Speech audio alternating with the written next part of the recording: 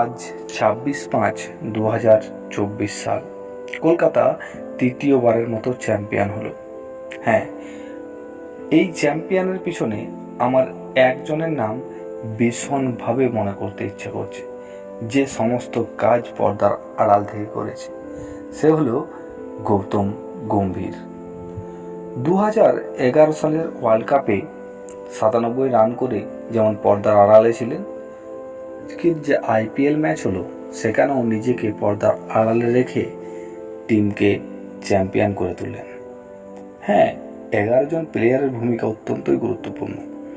Sunil Narine যে regular run করেছে এবং রেগুলার উইকেট তুলে নিয়েছে, যার ফলে কলকাতা সরাসরি পৌঁছে গেছিল ফাইনালের দোরগোড়ায়।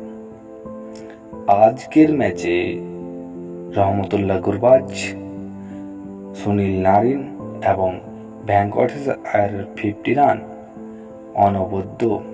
সর্বোপরি মিচেল স্টার্কের বোলিং, যা ওপেনিং ব্যাটিংকে ধ্বংস করে দিয়েছিল। হায়দ্রাবাদের ওপেনিং ব্যাটিংকে ধ্বংস করে দিয়েছিল বৈভব অরোরা এবং মিচেল স্টার্কের বোলিং লাইন। হায়দ্রাবাদের প্লেয়ার সত্যি তারা অনবদ্য ইনিংস খেলে গেছে পুরো সিজনটাতে, কিন্তু ট্রেভিস হেডের ব্যাটকে চুপ করে দিয়েছিল বৈভব অরোরার বোলিং। অভিষেক শর্মার ব্যাটকে চুপ করে দিয়েছিল মিচেল স্টার্ক।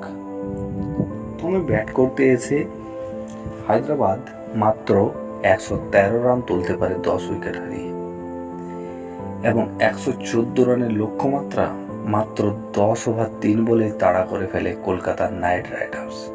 নাইট রাইডার্সরা যুদ্ধ করতে জানে এবং জিততে জানে। কিভাবে IPL ট্রফি জিততে হয়, নাইট রাইডার্সরা জিততে জানে।